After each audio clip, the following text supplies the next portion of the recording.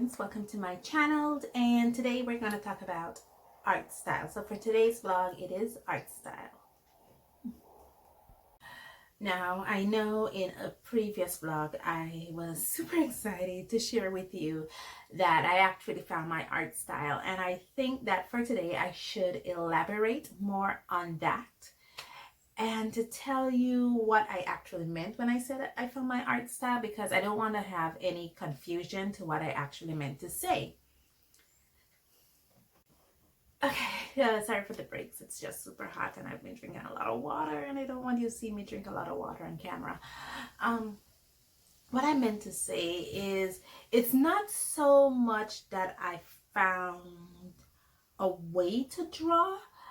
It's so much that I've discovered an interpretation of how to draw, and that's what I'm talking about. It's discovering my interpretation and to look at certain objects. Let's take 9 for instance.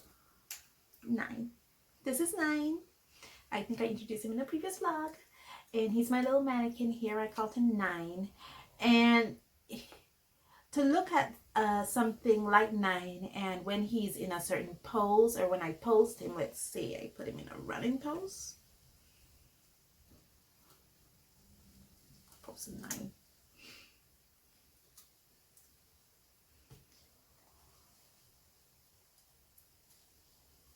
Okay, so let's say I have him like this in a little running pose.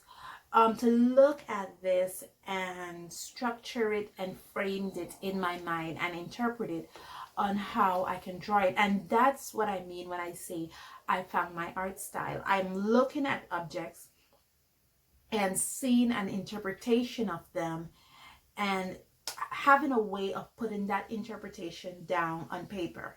And that's basically what I meant by saying, oh, I found my art style. Not necessarily how to draw, because I think that for you to truly have a characteristic in your art, probably someone else will have to notice it. But for me, it is, how do I interpret the tree I'm looking at? How do I interpret the person I'm looking at? When I use a reference, how am I interpreting that reference? And how can I put that interpretation onto a piece of paper? And that's what I basically mean when I said I found my art style. I found a means of interpretation and a means of putting that interpretation down on paper. And that was so phenomenal for me. I was like, and I just started doing, and I'm sure you guys saw it in the sketchbook, where I just started doing all sorts of poses, you know, and these are just, oh, I found it, let's do some more. I've known I've featured this on the channel. I did a couple more there. I also tried to put that new interpretation in drawing my 2 OCs, October and September. So it is, and it made it easy, you know. It wasn't so difficult to do it. I mean, I was like, okay, let me see now if I could, using this new interpretation, using this new approach to look at art. I got 2 OCs. How can I redraw them and reflect this new interpretation? And that's what I did here.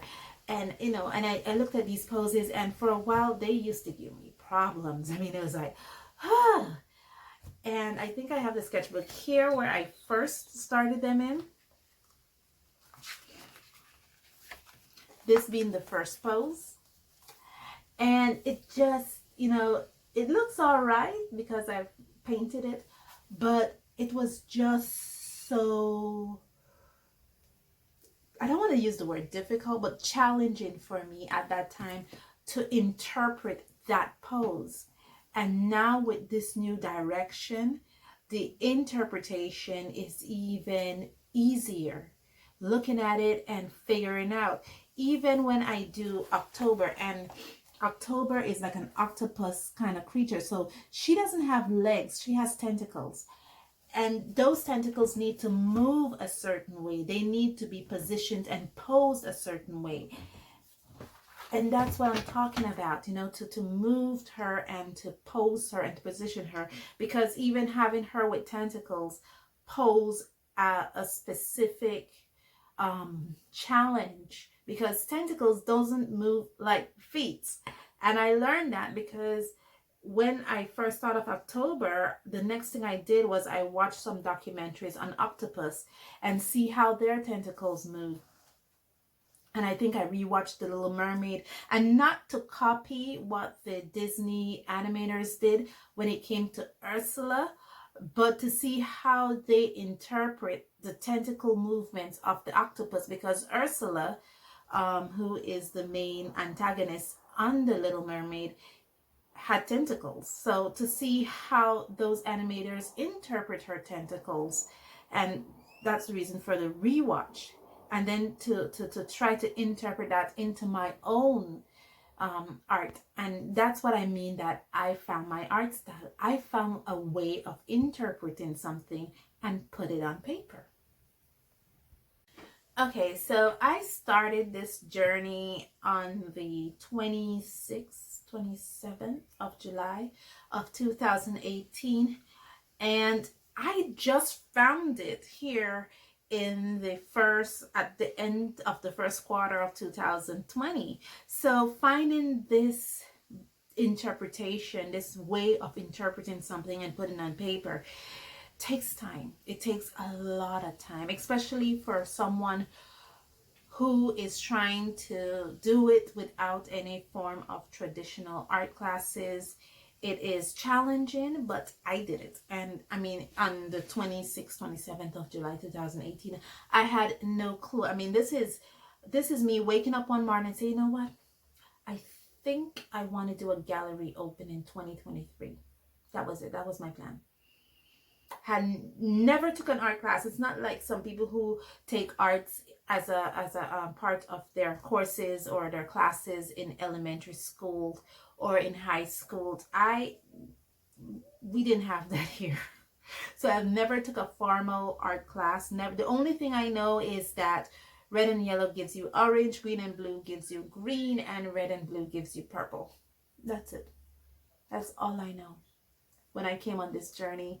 And to now progress 2 years later and found a means of interpreting the world and putting that interpretation on paper is amazing. I mean, it's like, wow, it's really a progression. I mean, I can actually say, okay, we're on this road. For the most part, I thought for the past 2 years I was still at the beginning, and to see now I'm at this stage, I was like, okay, so 2023 is my goal.